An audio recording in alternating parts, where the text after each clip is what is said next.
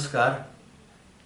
मी विजयकुमार पोपट शिंदे, राहणार बाटकी, तालुका मान, जिल्हा सातारा. एका पायाने मी 50% अपंग आहे.